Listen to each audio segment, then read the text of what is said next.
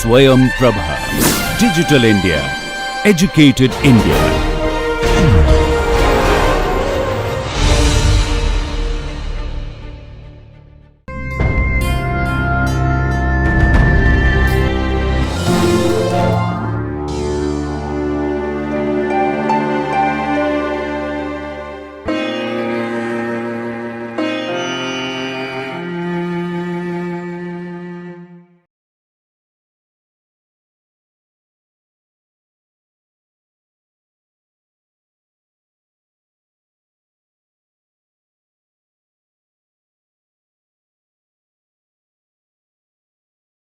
Hello there, my name is Salim Javed and I'm an assistant professor at the Faculty of Mass Communication and Media Technology at SGT University. This particular video, which is the 8th video of Module 2, is completely devoted to documentary. Here we will understand what is a documentary, why they are important, what is the difference between fiction and non-fiction film, how documentary as a form has evolved over the years, who are the people that are involved in documentary filmmaking process, their roles and responsibilities. We will also learn how to write a documentary proposal also, and will explore the documentary script format itself. So let's get started. Now, on page 61 of the book Introduction to Documentary, which is written by Bill Nichols and printed by Indiana University Press, Bill Nichols presents a point that for every documentary there are at least 3 stories that intertwine. What are those 3 stories? The filmmakers, the films, and the audiences. We want to watch a documentary because it is about something. Now, this something is coming from someone and from somewhere. For every documentary, there is a reason for it, being made. This reason is often idiosyncratic or, personal in nature. Now, from the point of view of most of the film historian, the interpretation of the film Triumph of the Will, which was made in 1935 by Leni Riefenstahl, often picks up one of these 2 interpretations. Number 1, either praising the film as a great piece of film art, or number 2, or criticizing the film as a blatant piece of Nazi propaganda. Since then till now, it has been the case with many documentaries. You may eulogize it or you may abhor it. The validation is as per your stand. Now let's understand what is a documentary. Well, documentary is a motion picture which does not fictionalize the reality and represent it primarily for dictation, education, and preserving historical data records. And propaganda is a hidden fact. Now, before we allow ourselves to involve further, let's first understand the difference between fiction and a non-fiction film. There are, many similarities also. So let's explore the similarities as well as the differences. Like, both film and documentary are an audiovisual medium. Both film and documentary show motion. Both film and documentary film transcends time and space. Film is subjective, but documentary film are mostly objectives. Are mostly objective. They can be subjective, as in the case of performative style of documentary. Film has target audience in mind. Documentary is subject specific, thus audience specific.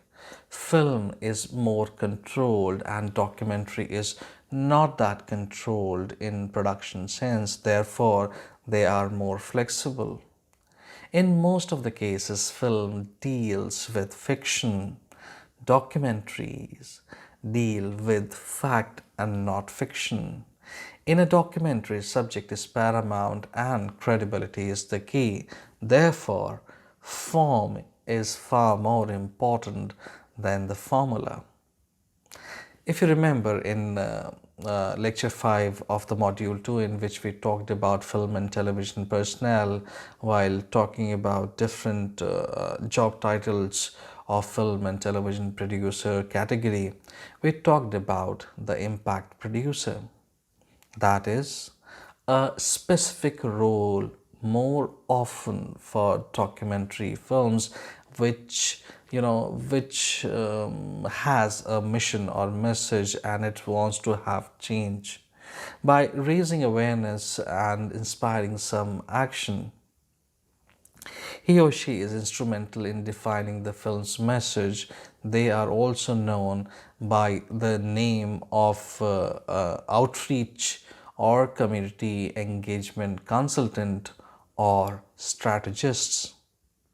Now, if we talk about the similarities and differences between the two, fiction and non-fiction, can we say that every fiction film is a non-fiction film also in some sense or the other? Even if you talk about the most eccentric film, even that film furnishes you with some education, dictation, or in case of a historical film, at least some data.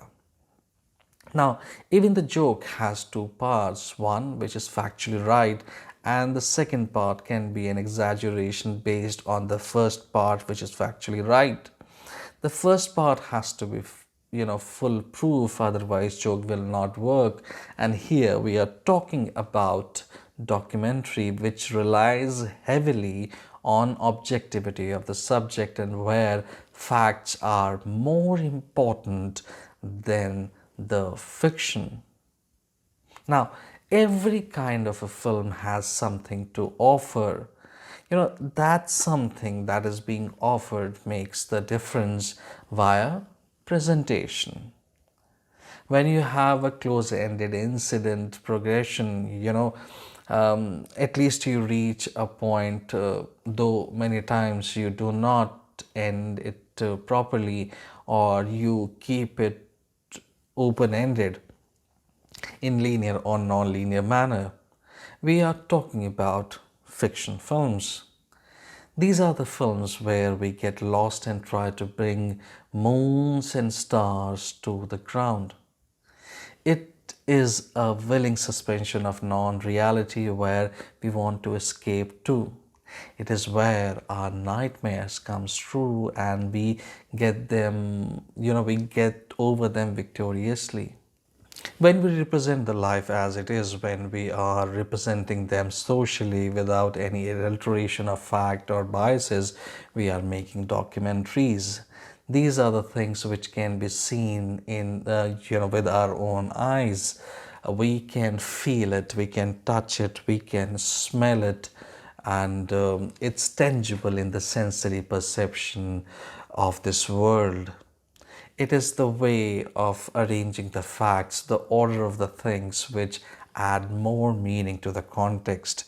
As it has been said that many unstructured sentences are less than a structured sentence. It is the selection and arrangement of shots and the argument that brings the meaning in it. These styles range from newsreel to realist to romantic to propaganda and many more. However, the first being the classic cinema style of documentary filmmaking, which is the most structured and traditional form of documentary and gives the importance to clarity of narrative and images. The second being the direct cinema or cinema verite, which are often used interchangeably. Cinema verite, means true cinema in French. It aims for an extreme naturalistic, using non-professional actors, non-intrusive filming techniques, handheld camera, genuine location, and naturalistic sound, without post-production or voiceovers. The third in the series is documentary drama, or you can call it docudrama or docufiction. This style mixes the technique of drama and the factual element of documentary. Real events are acted out by professional actors in controlled setting, which is obviously a very constructed in style. Now, apart from the classic cinema style of documentary filmmaking, cinema verite, and docudrama, there is a further classification that exists apart from these things. Now, let's explore that classification. So, first in the list is poetic documentary. Now, we always look for an order in things. What will happen if the order or the pattern becomes a dominating factor even for your creativity? If you are in a habit of writing, suppose you are in a habit of writing and I come and tell you that this is what you have to write and this is how you have to write, trust me, writing, which is a hobby for you, the writing will become a burden for you.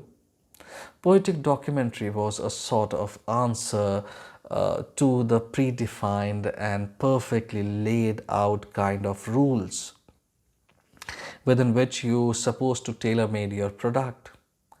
It was adamant in its approach as it rejected the traditional grammatical format of filmmaking. It first did away with continuity editing and organized shot as per theme, for example, a single theme for the entire documentary, as is the case with Joris Ivan's Rain, which was released in year 1928. If you happen to see this film, it's a beautiful collection of images where a busy town is established, and then someone comes and he flips his hand, so he feels rain on his hand, and then he collars up and runs immediately from there, and then a stream of beautiful images starts flowing in. Some may find it fragmentary, but it's actually very lyrical and impressionistic.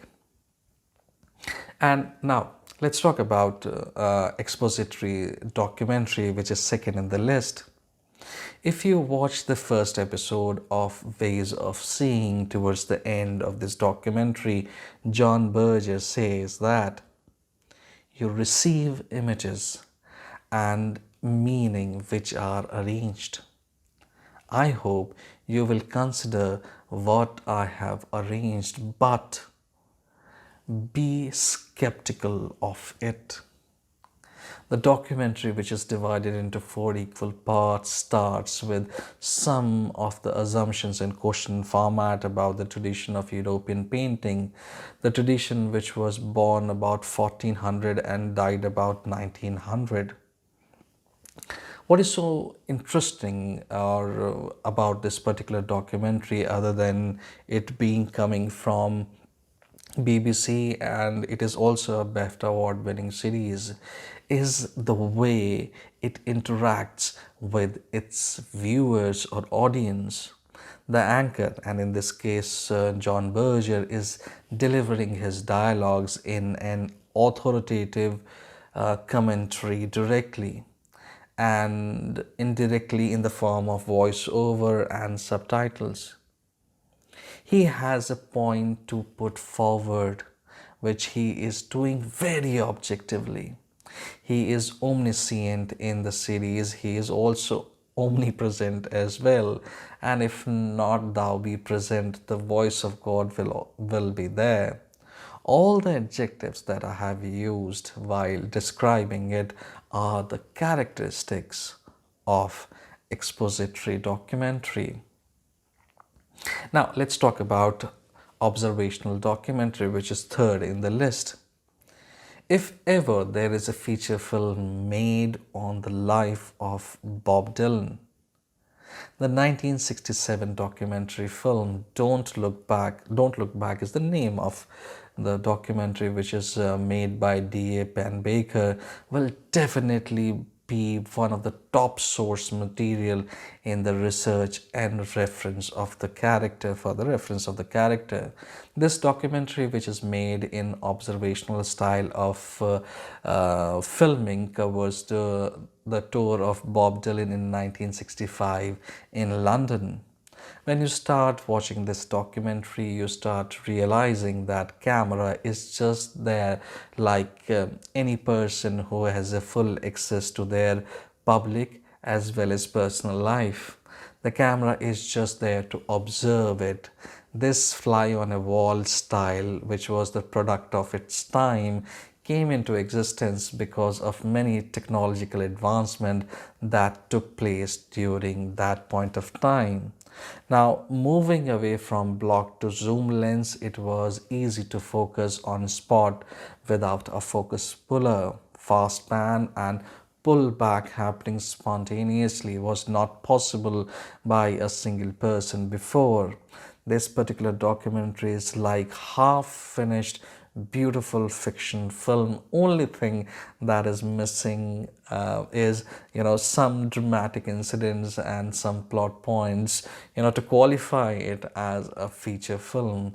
It has light-hearted moments and the moments that which raise a kind of a concern for Bob Dylan. It shows the process of songwriting and stage performances, the world of fans and the contributors. The argument within the frame continues the scene and it eschew other devices like voiceover and BG, etc.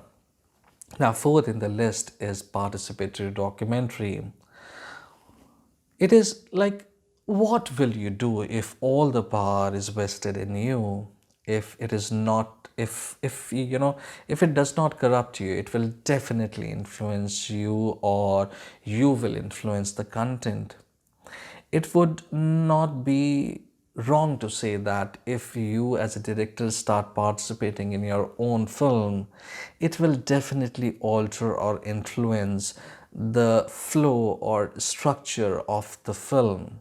When we watch documentaries like Chronicle of a Summer, 1960, directed by Rouge and Morin, or Ross McElvey's March, which was released in 1985, we observe that the film is carried forward with the help of voiceover along with what participants are saying and the observation or commentary of the director. In most of the participatory documentary, the director is the main voice or narrator of the film or documentary. Here, the relation and interaction between the creator and the subject is of a critical kind for this kind of a documentary. If your character is blinking, as is the case with the man with the moving camera, you show fast fade in and fade out to mimic the human eye movement.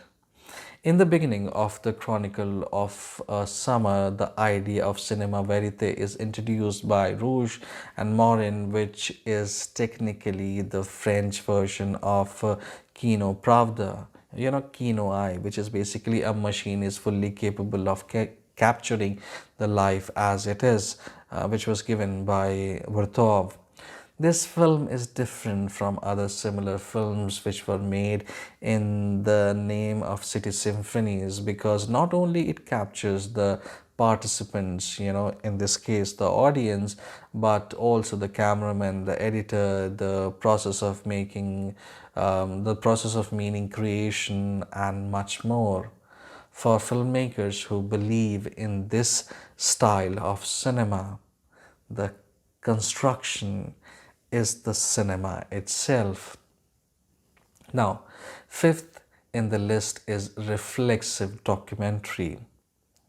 It is a documentary style which does not see itself as an objective style of filmmaking. Instead, takes on the world and underlines its contriteness and emphasizing that this is what it means.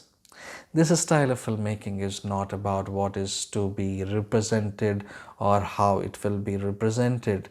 This style of filmmaking prompts us to question the very system of constructedness.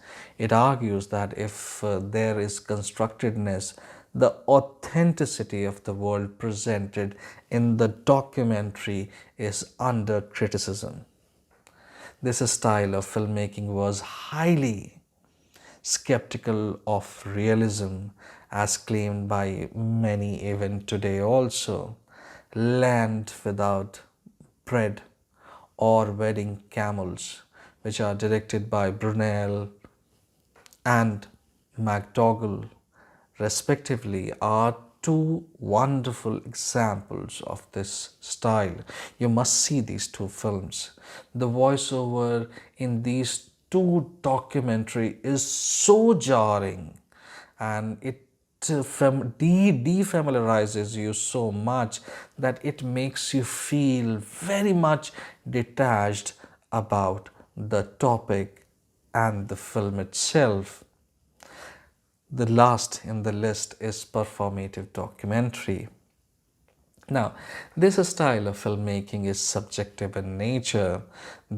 This,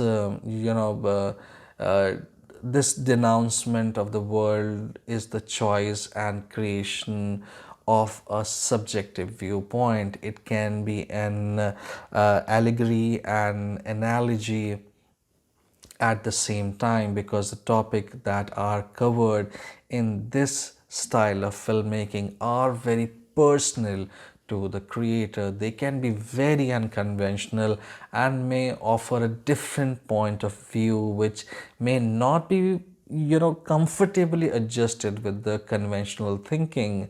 At the core level, these films are very personal but often liaison with larger political and historical setups. Tongues United is an artistic, impressionistic, and performative documentary which Marlon Riggs released in the year 1989. Part poetry and part journalism, this documentary explores the very personal element of a minority and some broader issues related to the same topic. Livingston's Paris is Burning, which was released in 1991, is on the same line.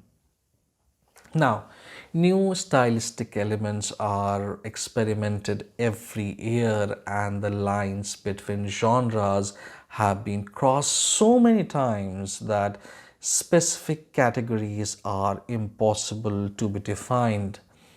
Reality TV, for example, has stormed the world of television, taking direct cinema to a new level of voyeurism. Terms like mockumentary, rockumentary, pseudo-documentary, and fake fiction is not uncommon. But was it so complicated from the beginning?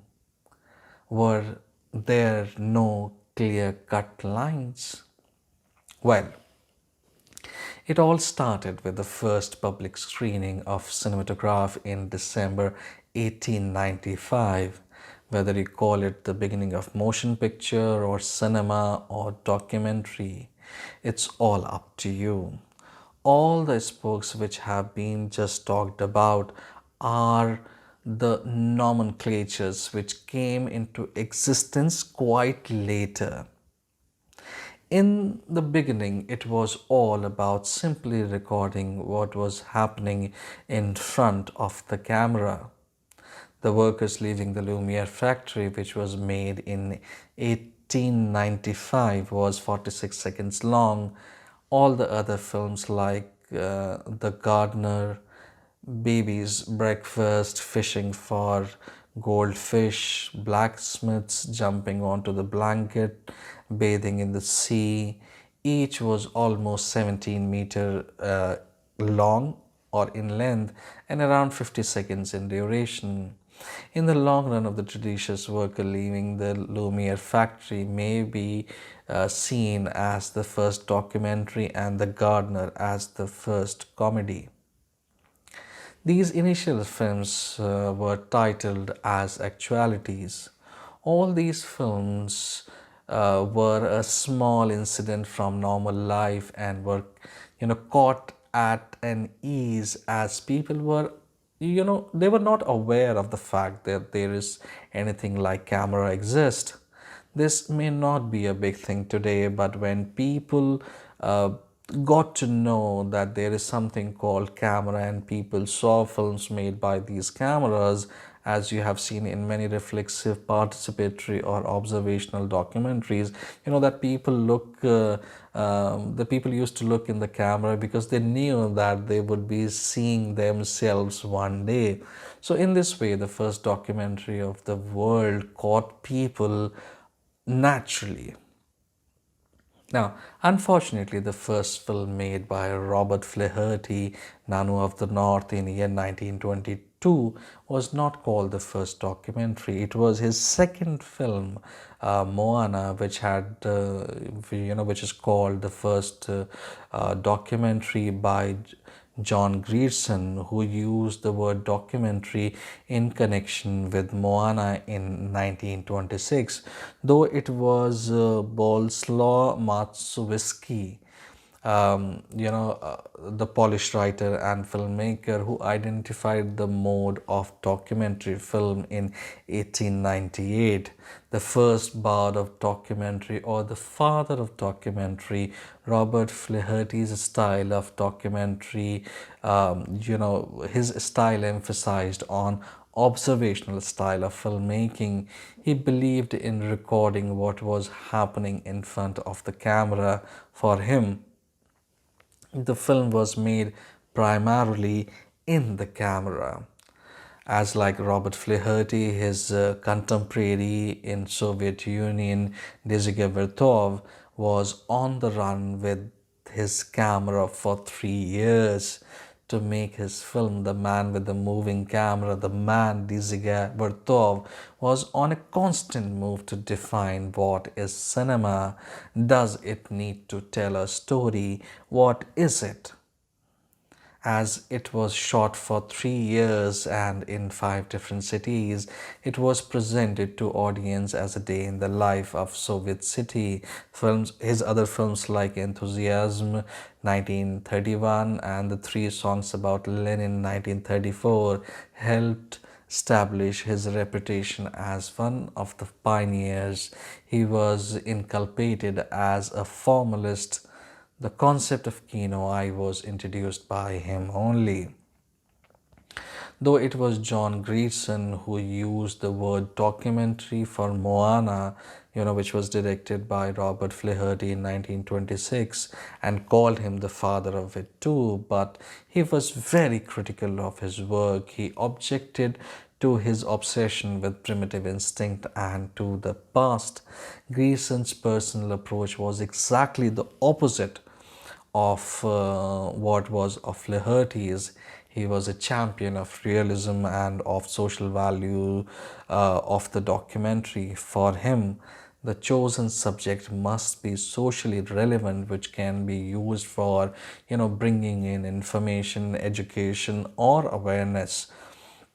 The immediate contribution of the project in the immediate milieu, even to the extent of propaganda. Also, majority of the films which he made for many government agencies in UK and Canada or the other commercial films indicate his tilt towards education and propaganda.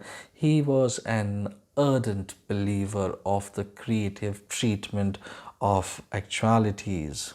Now, World War I was a new kind of a war. Here, collective victories and collective loss was at stake, and it not only devoured human lives but also the societies. So, The war was not of just military one.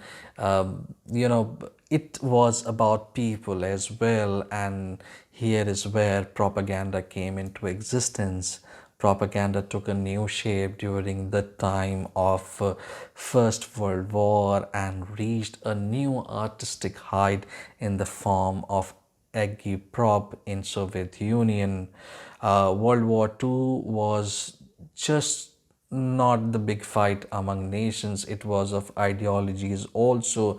Two ideologies at their best. In 1935, Leni Riefenstahl's film Triumph of the Will and Olympiad in 1938 are two films which was made with observatory style, and it catered to the behaviorism of a particular time. Every nation, big or small, used cinema for propaganda purpose. Majority of the filmmaking nations used cinema to mobilize its citizens, and other used it to mobilize a very specific unit like the soldiers. It was all done in the name of serving the nation or showing one's allegiance to a particular party. Films like Why We Fight by Frank Capra or the film like Let There Be Light by Huston, which is exactly on the opposite side of Why We Fight by Frank Capra, are some of the brilliant examples of it. Humanity has never seen the kind of aftermath that happened during the World War II. The atrocities, abomination, monstrosity, enormity, and horror. Films like Night and Fog, directed by Ali Rene in 1955, is a true account of Jew genocide horror, which, as shown in the film, is still clinging to the walls of Auschwitz, where cement is scratched through nails. Those marks are still there. Now, from Kino Pravda and Kino I, the apogee of the first into later, its direct and indirect influence on Italian neorealism and Italian neorealism direct influence on movements like, cinema verite and direct cinema, it's quite evident. Apart from quinoa, it was all happening in the middle of the last century. The term came in limelight when it was used in Chronicle of a Summer, a film directed by Jean Rouge in the year 1961, where he was interested in showing the observed reality of everyday life of commoners without the evidential mediation. The film is trying to prove its own kind of truth, which is emerging within the film as we are watching it. The filmmaker can be one of the participant or actor in his or her own film. The message is clear even before we start shooting the film, and the process of filming the subject is to an extent that those initial goals set even before you start shooting your film. The exploration of truth not as an object, but the truth that will emerge from the film while exploring the life in a raw form without any sort of presentation ability is the key to cinema verite. Whereas in direct cinema, where the film itself tries to show us the truth as if the camera will tell the truth, it does not matter. Even for this truth, you have to follow people or interfere them for the same. The film develops at its own, and this style of filmmaking promotes by being just there to capture what is happening and do not have a point to prove, and it adopts the fly on the wall kind of an approach. Don't Look Back, again, it's the name of the film. Don't Look Back is a wonderful example of it. Now, for Indian side of the story, the venue was the Watson Hotel in Bombay, where 6 films of the Lumiere brothers were screened by Marius Cesare, the Lumiere's assistant. Um, Bhadvadekar, Hiralal Sen and his brother Motilal Sen, J.F. Madan, Jyotish Chandra Sarkar, S.N. Pathankar, Narayan Ji Diware, R. Prakash and C. Ranghia were some of the early individuals who were involved in the film business by either being the distributor, exhibitor, or as cameraman and showing the films at different places in India.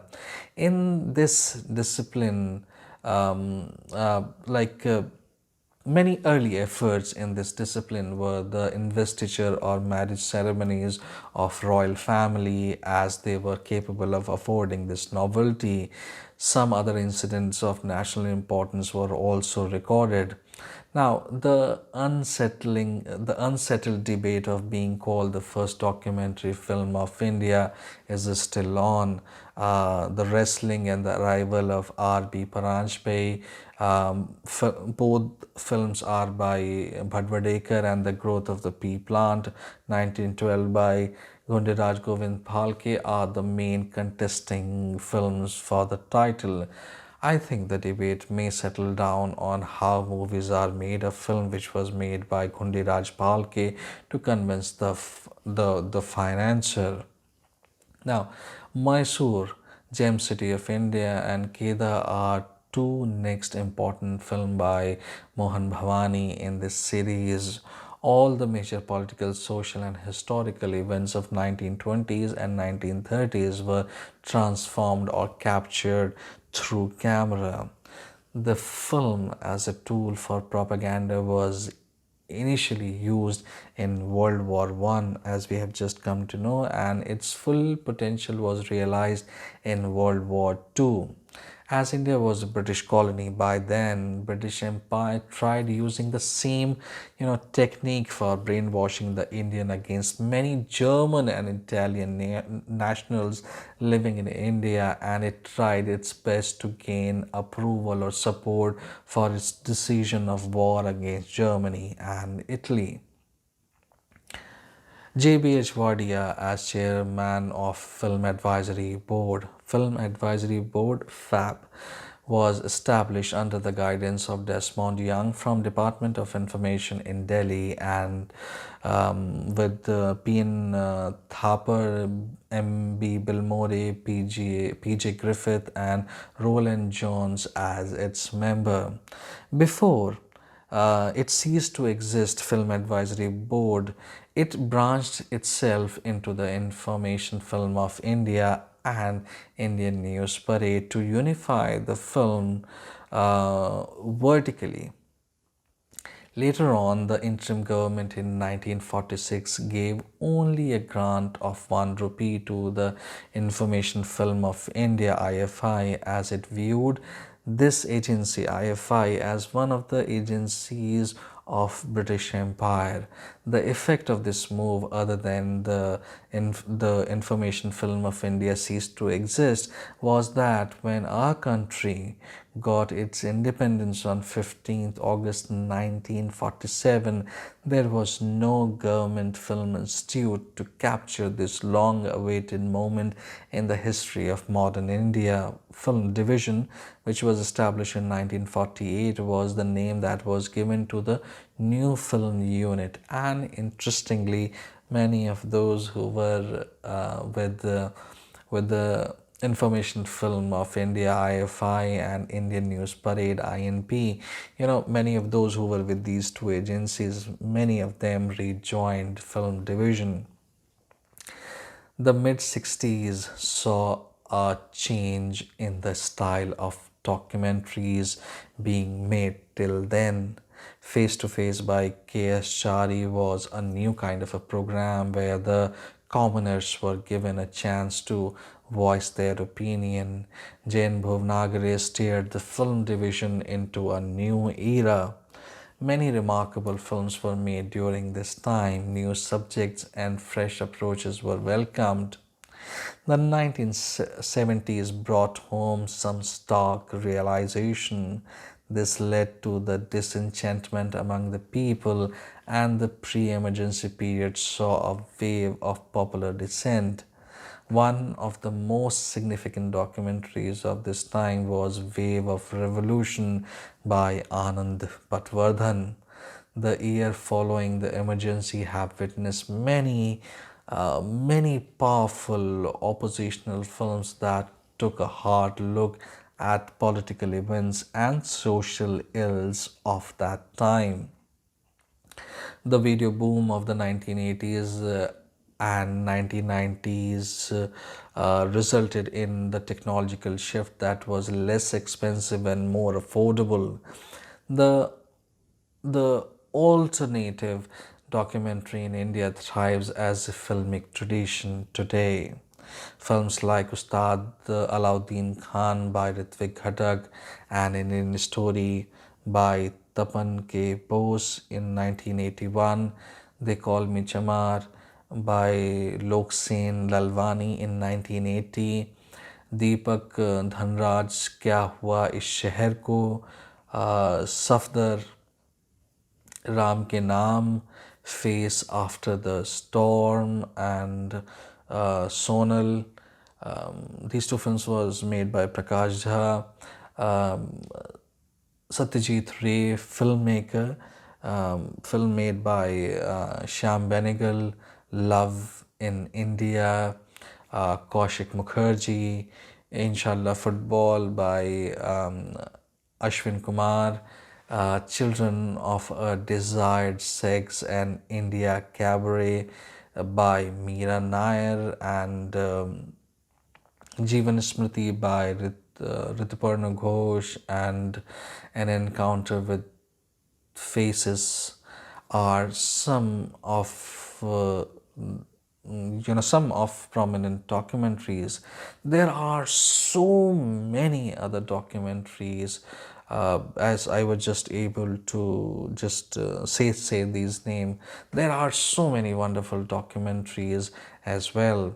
Many recent documentaries, either made in India or by Indian documentary filmmakers, have been doing wonders on international scale. 2008 film Smile Pinky, directed by Megan Milan. It won the Academy Award for Best Documentary Short Subject. Very interesting film, Katiyabaz, which was later on renamed as Powerless. It was released in cinema in 2013. It's a wonderful film, a very different take on documentary filmmaking. If you get a chance to see this film, Katiyabaz, by the name of Powerless, you must see it. In 2018 period, End of the Sentence also got the Academy Award for Best Documentary Short Subject. These are just some of the examples. Now, so far we have talked about what is documentary, why they are important, why they are called non-fiction film, etc. Now let's move our attention to practical side of it. Here we will not only learn about the important documentary personnel, who does what kind of a thing, but we will also learn about how to develop a documentary proposal and why it is important for a documentary to have it. After learning about documentary proposal, we will learn about the documentary film formatting. Now, most documentary production teams tend to be smaller than those needed for fiction films, soap opera, or magazine programs. The main reason for this is that budget tends to be smaller. It is believed that documentaries do not require an extensive crew. They do not need costume designer, art director, or some technical specialist. Moreover, documentary styles like observational filmmaking requires small crew who are less intrusive and therefore more likely to develop an intimacy with the subject. In case of a student production or an independent project, due to obvious financial crisis or constraint, the crew tends to be smaller. It is even not unusual to have one person covering a multitude of roles. Some of the most important job titles in documentary filmmaking are like executive producer. So executive producer, he or she can be, commissioning editor from a television broadcaster or production company who provides the finance for the film. We have producer also. So the producer, he or she works with the director to get the film made and is answerable to the executive producer. Director, he or she is the key creative and editorial decision maker, sometimes taking the producer's role as well. Some directors work, without a camera crew, shooting everything at their own. Then you have a production manager. So this production manager, the person is responsible for managing the budget and day-to-day running of the production. You have a fixer also. So the fixer, he or she is mostly from the local area where the filming takes place. They are responsible for providing detailed knowledge and access of that particular place. Now you must be wondering why till now I have not talked about the researcher, who is the backbone of a documentary. Now, as documentaries or as documentary films are about facts, so there must be a great amount of research happening. Every film, especially a documentary film, has a value.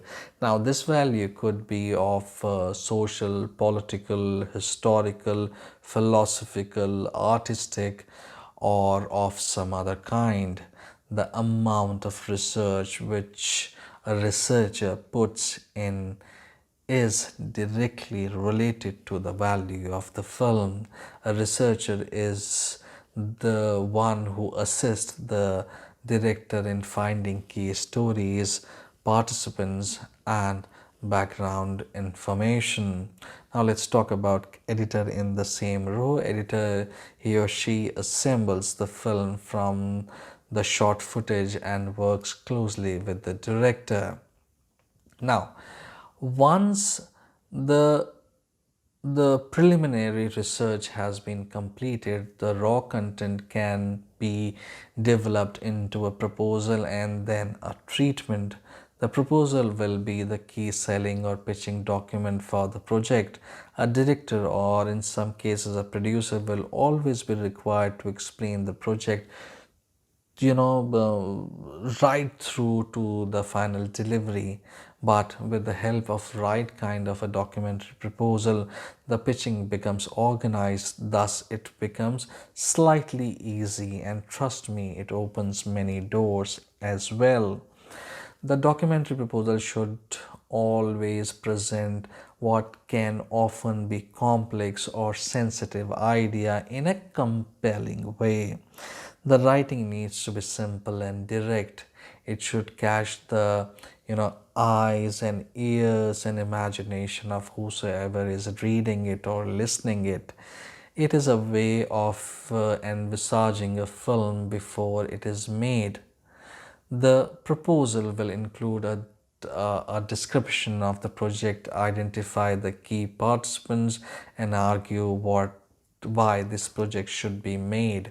The most important consideration for a director or a producer when writing this documentary proposal is that it needs to be compelling. It needs to tell a good story. It should also be one should remember this, that fundamentally we are discussing a audio visual medium. The documentary is not just about an issue At this stage, the proposal should indicate the length of the production period and outline any preliminary production plans. It should identify the intended audience as well. Alongside or within the proposal, there should be a treatment.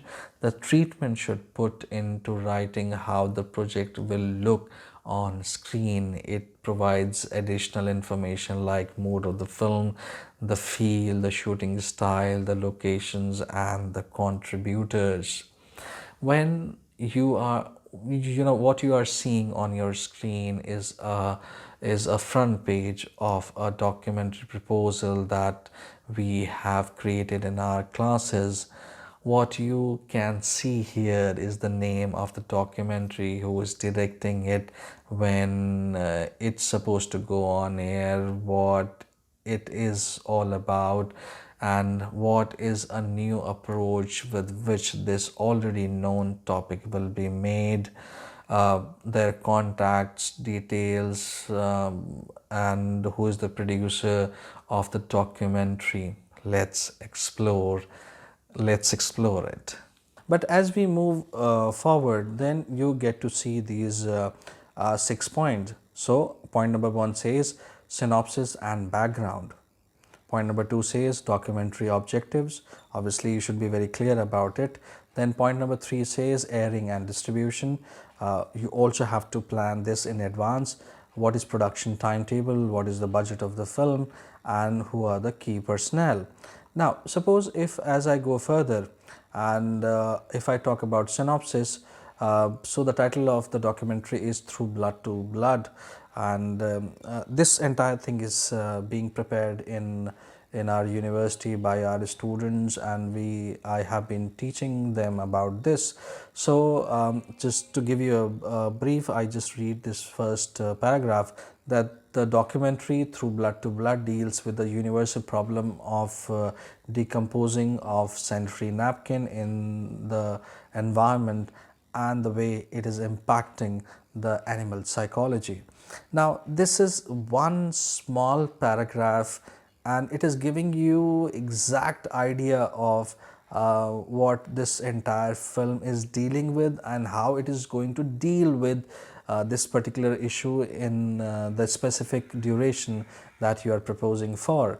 Now, synopsis is basically kind of an idea where you actually you can include a little bit of treatment also, where you actually are telling your potential investors what exactly, or your potential commissioning body, what exactly and how exactly you are going to do it, what it is all about, and what kind of an understanding about the topic you have. So you can so ideally it should be ideally it should be 1.5 page, but here, because it is being developed by a student, so it is like somewhere 6 page long. It should not be, but you are very and you are very full of energy kind of a thing when it comes to the first proposal, so you want to put in everything. That's not necessary actually. So then you have documentary objectives. Now, with what objectives you are moving forward, that is what is important to write here. So for each and every documentary, these objectives can be different. Like common objective is you want to sensitize masses about this particular topic. You want to bring change, awareness about this particular topic. So this is very common documentary, one of the very common documentary objective, but your specific project can have a specific objective also. So it is up to you to find out what documentary objectives you are going to write about your documentary film. Then obviously, even if you are a student at a student stage, you really have to think about that. If you get a chance, where you would like to air it, with which channel you would like to see your film on. So planning about the airing and distribution is very important, because in your professional life, this is one of the concerns that will actually affect what kind of a film you are making and how much budget you are going to get. So airing and distribution becomes very important. Next in the series is basically your production timetable. So suppose phase 1 is pre-production, so I will say that I will take 2 months for my pre-production, and because I have to go to different locations. So in phase 2 you can say that because I have to go to 5 different places, so I will take 1.5 month. And in phase 3, obviously you have to edit it and you have to show to the commissioning body what kind of a film you have made. So to edit you may take around 1.5 month, but the time that I'm saying 2 months, 1.5 month and 1.5 month, it solely depends what kind of a project you are working, what kind of a project and what kind of a budget you are working with. So it becomes very important that how much budget you are getting, and what is the time for delivery. So that becomes very important, because then you really have to ask for the budget also. You really have to justify why are you asking for that kind of a budget. If I tell you that a student, when you start hiring and everything, a student documentary can cost you not less than 1 lakh rupees, because you take camera for 5-10 days, and then you ask transportation from your college and everything.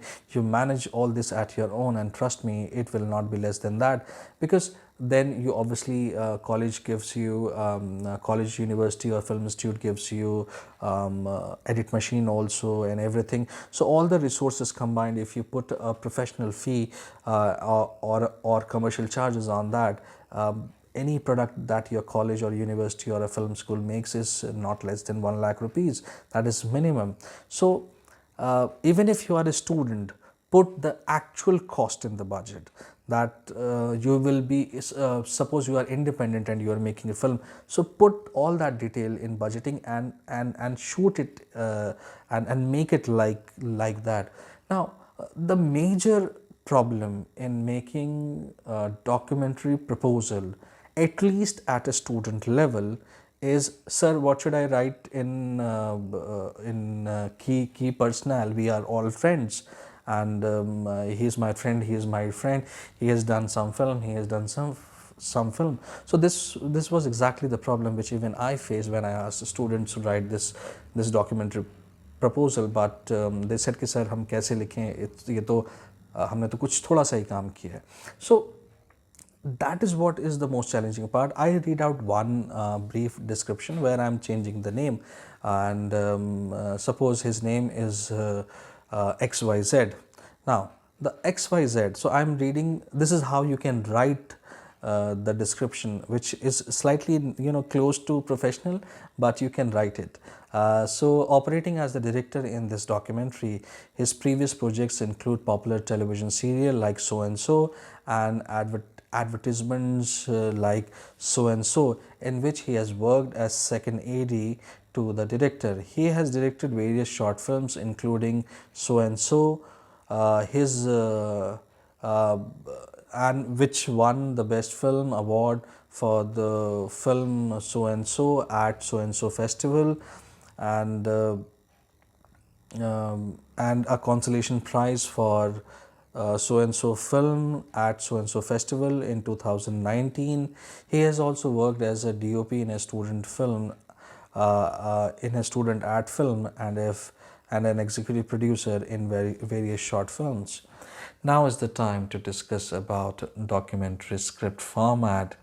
As you can see on your screen, it's a format in which you should write your documentary script. A format is a kind of framework that accommodates more information in limited space. Films, comics, television, news, and soap operas have their own format structure in which they prefer to write. Most of the formats you explore on internet and in many documents or books are different in nature. Many of them only have audio and visual blocks. What is very interesting about this format is that it also includes narration along with visuals and sound, and few other blogs have been added for your convenience. The biggest strength of this format is that it gives you a clear idea of what visuals you are going to have on a certain piece of narration, and you are also sure about sound effect also. So in this video, we together explore what is a documentary, why they are important, why they are called non-fiction film, how style-wise they are different, how it has evolved over the years, the people who are involved in a documentary filmmaking process, and about how to write a documentary proposal and the documentary script format as well. I hope that the information provided in this video will come handy whenever you need it, and this video must have solved some of your doubts. I look forward seeing you in the next video. Till then, take care and stay safe.